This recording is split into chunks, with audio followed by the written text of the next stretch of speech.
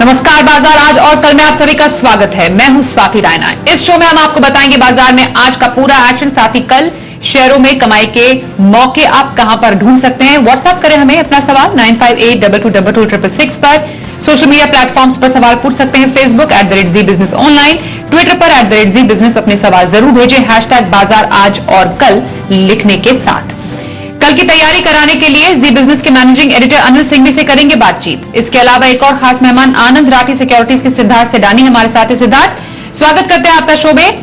और जी business research team से मेरे सहयोगी अरमान नाहर बताएंगे कल के लिए अहम ट्रिगर्स। लेकिन सबसे पहले आज के बाजार में कैसा रहा कारोबार, उस पर एक नजर डाल लेते हैं। तो आनंद राठी सिक्योरिटीज के सिद्धार्थ सेडानी का रुख करते। सिद्धार्थ, आज तो बाजार ने एक्सपायरी की इतनी जबरदस्त दम दिखाया है और इनफैक्ट एफआईआईज की तरफ से काफी समय के बाद हमें खरीदारी के आंकड़े भी सामने देखने को मिल रहे हैं। क्या समझे इन संकेतों से? Good evening Swati. ये जो ओवरऑल इवेंट हुआ फेड का, मैं मानता हूं कि बाजार ने 75 बेसिस पॉइंट पहले से बचा रखे थे और ग्लोबल मार्केट्स में काफी तेजी रही क्योंकि कमेंट्री मार्केट्स ने पॉजिटिवली ली और मैं मानता हूं कि यही कारण रहा ग्लोबल मार्केट्स का, जिसके कारण इंडियन मार्केट भी फुल स्विंग में ऊपर गए। बाजार में एक मजबूती तो जरूर थी जुलाई के महीने में, क्योंकि जुलाई का महीना जो था वो कम से कम बिकवाली वाला महीना था एफआईआई द्वारा। तो मैं मानता हूं कि काफी जोरदार तेजी रही। हो सकता है आने वाला सीरीज भी वैसा ही मजबूत रहे जैसा जुलाई का गया है। तो 17,200 एक लेवल देख सकते हैं आप ऊपर के स्तर पे, जहां पे एक रेजिस्टेंस का लेवल है। टेक्निकली ओवरऑल पर्सपेक्टिव से मार्केट मजबूत और पॉजिटिव रह सकते हैं। ओके, तो मार्केट पर व्यू देते हुए सिद्धार्थ सेडानी। अब सिद्धार्थ बताइए, अगर किसी का मीडियम टर्म का व्यू है, हफ्ते से 10 दिन या 20 दिन का नजरिया, तो कौन से स्टॉक में आप खरीदारी की राय देंगे और साथ ही लॉन्ग टर्म व्यू के लिए कौन सा स्टॉक आपकी पसंद है? देखिए स्वाति, मैं हफ्ते से 10 दिन की बात नहीं करूंगा, मैं बात करूंगा एक महीने का नजरिया। और एक महीने के नजरिए से मुझे आईटी मिड कैप बहुत मजबूत लगा और इस आईटी मिड कैप में एम्फेसिस मुझे बहुत ही बेहतरीन लगा। एम्फेसिस पे खरीदारी की राय है। अभी का जो दाम है 2236 है, 2236 का। स्टॉप लॉस आपको रखना है 2070 का और टारगेट आपको रखना है 2760 का। एम्फेसिस पे खरीदारी की राय। लीडिंग है mid cap IT company, deal size बढ़ रही है, एक्सपेंशन यूरोप में भी काफी दमदार कर रहे हैं, जो बहुत पॉजिटिव है कंपनी के लिए। इंप्रूविंग रेवेन्यू ट्रेजेक्टरी और साथ ही साथ जो टोटल कॉन्ट्रैक्ट वैल्यू है वो $300 मिलियन के ऊपर चला गया है। तो एम्फेसिस पे खरीदारी की राय है। टारगेट आपको रखना है 2760 का। लंबे समय के लिए अगर कोई स्टॉक लेना हो तो one of my favourite stocks जो मैं 200 रुपए से रेकमेंड करते आ रहा हूं वो है स्पेशलिटी केमिकल की कंपनी दीपक नाइट्राइट। आज का दाम है 1900 रुपए का, 2000 के करीब का। टारगेट रहेगा 2758 का। सबसे इंपॉर्टेंट, फिनोलिक्स एक ऐसा केमिकल जो 90% भारत में इंपोर्ट किया जाता है, जिसने दीपक नाइट्राइट ने 2-2.5 साल पहले जब से मैंने रेकमेंड करना चालू किया इसका प्रोडक्शन किया और सुपर सक्सेस मिला। दाम भी सुपर सक्सेस 10 गुना हुए। मैं मानता हूं कि अब फिनोलिक्स के जो प्राइसेस है ग्लोबली वो अब पॉजिटिव होते जा रहे हैं। जो इनके प्लांट में जो हानि हुई थी वो प्लांट में भी अब बहुत जल्द प्रोडक्शन स्टार्ट हो जाएगा। दीपक नाइट्राइट मेरा फेवरेट पिक। इस पे खरीदारी की राय होगी लॉन्ग टर्म के लिए। टारगेट आपको रखना है 2758, 2758 का। मिड टर्म व्यू एम्फेसिस में रखने की सलाह सिद्धार्थ सेडानी की और लंबे अवधि का नजरिया दीपक नाइट्राइट में रखने का सुझाव है हमारे आज के एक्सपर्ट सिद्धार्थ सेडानी का। आइए कुछ स्टॉक्स पर चर्चा कर लेते हैं जिनके आए नतीजे। वेदांता, जिसके नतीजे बाजार बंद होने के बाद आए हैं। कंपनी का कंसोलिडेटेड मुनाफा 5282 करोड़ से घटकर 4420 करोड़ हो गया है। हालांकि कंपनी की आमदनी में बढ़ोतरी दर्ज की गई है। 28,412 करोड़ से बढ़कर 38,250 करोड़ रुपए पर यह पहुंची है।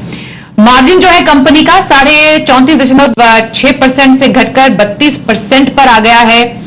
ये कंपनी का मुनाफा वेदांता का है। क्वार्टर वन के नतीजे कैसे लग रहे हैं आपको और क्या स्ट्रैटेजी रहे इसमें? देखिए, मार्जिन्स गिरे हैं, कंपनी काफी अच्छी है और आय की बात करें तो आय बढ़ के आई है। पूरे मिले जुले से नतीजे हैं। मैं मानता हूं कि अगर जिसके पास होल्डिंग है उसको बने रहना चाहिए। ये कंपनी काफी बेहतरीन है इन मेटल स्पेस, साथ ही साथ ऑयल का भी फायदा मिलता है और कच्चा तेल तो नीचे आया है, बट ओवरऑल पर्सपेक्टिव से आपको बने रहने की सलाह। तो जिनके पास वेदांता है उन्हें बने रहने की सलाह आ रही है सिद्धार्थ की तरफ से। अगला जो नतीजों वाला स्टॉक है वो है श्रीराम ट्रांसपोर्ट। पहली तिमाही के नतीजे श्रीराम ट्रांसपोर्ट ने जारी किए। कंपनी का मुनाफा बढ़ा है, 170 करोड़ से बढ़कर हुआ है 960 करोड़ रुपए। जो एनआईआई है वो 1981 करोड़ से बढ़कर हो गई है 2642 करोड़ रुपए। और श्रीराम ट्रांसपोर्ट के एनआईए में भी हल्का इजाफा यहां पर देखने को मिला है। श्रीराम ट्रांसपोर्ट जिनके पास है वो क्या करें सिद्धार्थ? देखिए, एनबीएफसी स्पेस में काफी बेहतरीन कंपनी है Shriram transport. Commercial vehicle funding में है, बहुत ही अच्छी कंपनी। और कमर्शियल व्हीकल स्पेस में मैं अशोक लेलैंड लगातार बार बार रेकमेंड करते आ रहा हूं, क्योंकि सेल्स में ट्रैक्शन है, वॉल्यूम्स बहुत दमदार है। ये कंपनी पे, श्रीराम ट्रांसपोर्ट पे भी आपको बने रहना चाहिए। नतीजे बहुत अच्छे हैं, बने रहिए एनबीएफसी स्पेस में।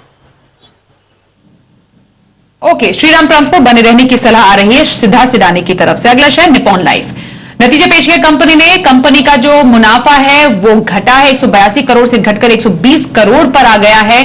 जो कंसोलिडेटेड आय है वो भी घटी है, 302 करोड़ से घटकर 290 करोड़ रुपए पर पहुंच गई है। निप्पॉन लाइफ ज्यादा खास नतीजे कंपनी ने पेश नहीं किए।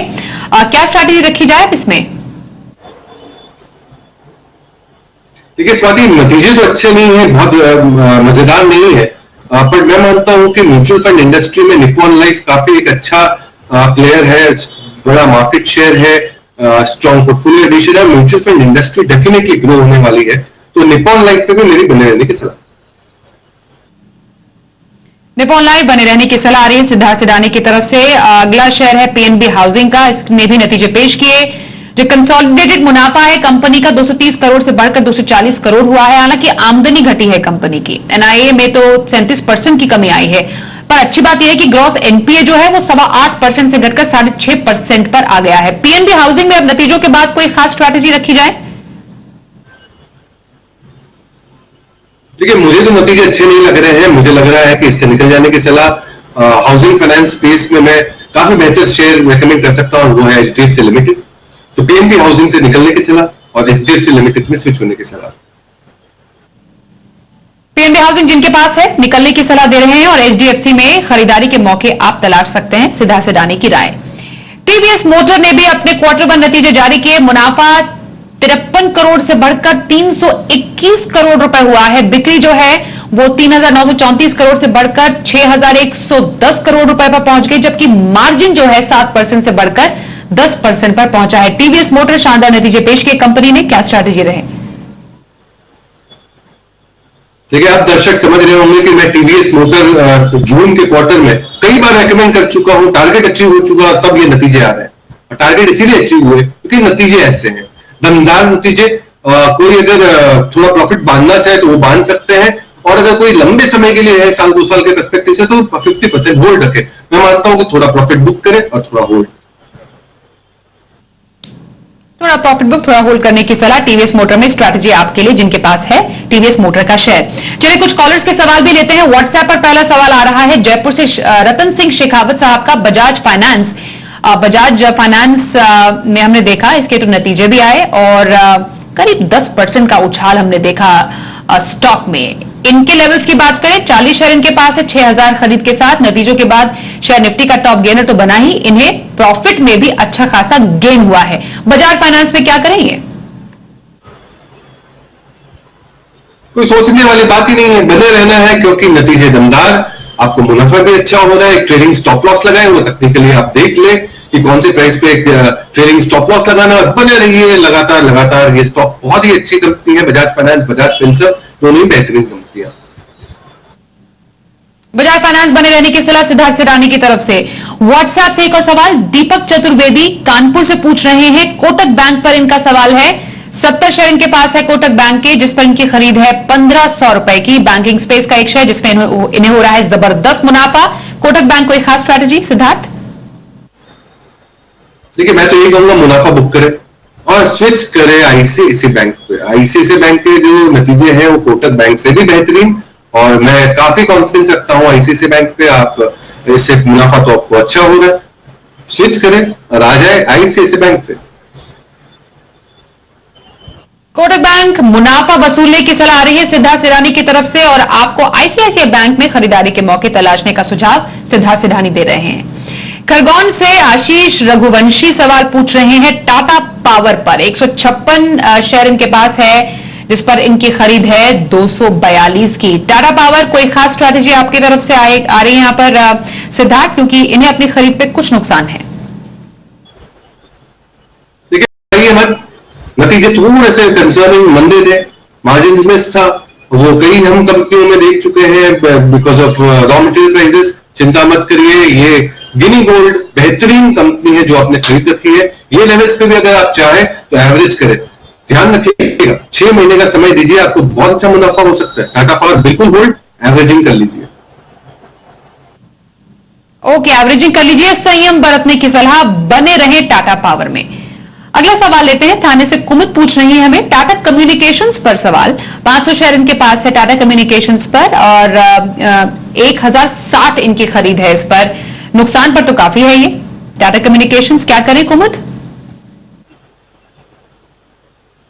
देखिए इसे निकल जाए, और अगर मैं मानता हूं कि भारतीय एयरटेल पे आप स्विच कर जाए क्योंकि बहुत बेहतरीन कंपनी है, 5G का ऑप्शन, और जिस हिसाब से आरपू एवरेज रेवेन्यू पर यूजर जो भारत में सबसे सस्ता है, टैरिफ जो सबसे सस्ता है वो अब बढ़ने वाला है, तो भारतीय एयरटेल पे स्विच कर जाए।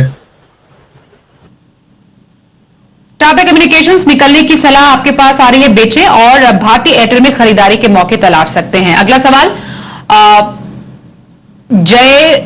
जन्मजय ठाकुर जी का है पुणे से।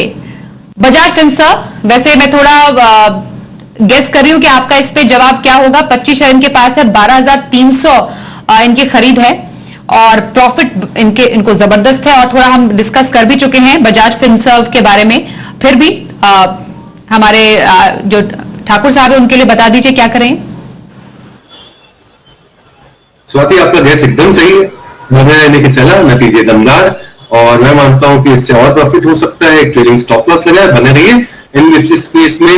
बजाज फिनसर्व, बजाज फाइनेंस दोनों के नतीजे दमदार और अच्छे हैं, बने रहने की सलाह। ओके, ट्रेडिंग स्टॉप लॉस लगाएं और बजाज फिनसर्व बिना किसी डाउट बने रहने की सलाह सिद्धार्थ सिडानी की तरफ से। सोलापुर से मुकेश साहब व्हाट्सएप पर सवाल पूछ रहे हैं। इंडिया बुल्स हाउसिंग पर इनका सवाल है। 2400 शेयर इनके पास है, जिस पर इनकी खरीद है 250 की।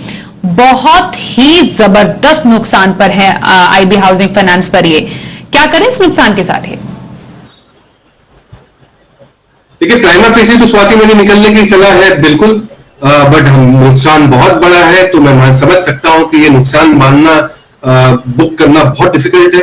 तो थोड़ा बने रहिए, बाजार में थोड़ा और उछाल आएगा, आप भाव देखते रहिए और उछाल पे निकल जाए, यही सलाह होगी। और अगर दूसरी कोई कंपनी में जाना हो और आपको ये जो नुकसान है इसको वसूलना हो तो ध्यान रखें, दीपक नाइट्रेट जरूर खरीद लें, ये नुकसान वसूली हो जाएगी। ओके, तो उछाल पर बेचने की सलाह आपके पास आ रही है आईबी हाउसिंग फाइनेंस पर, और दीपक नाइट्राइट ये वो स्टॉक है जिसमें जाने की सलाह आपके पास आ रही है हमारे आज के एक्सपर्ट सिद्धार्थ सिडानी की तरफ से। इसका ध्यान जरूर रखिएगा, दीपक नाइट्राइट, जो कि सिद्धार्थ सिडानी की लॉन्ग टर्म पिक भी आज हमने देखी है जो उन्होंने सजेस्ट की। चलिए एक ब्रेक के लिए यहां पर रुकते हैं, ब्रेक के बाद कल के ऑप्शन स्ट्रैटेजी चॉइस ब्रोकिंग के सुमित बगड़िया के साथ बने रहिए हमारे साथ।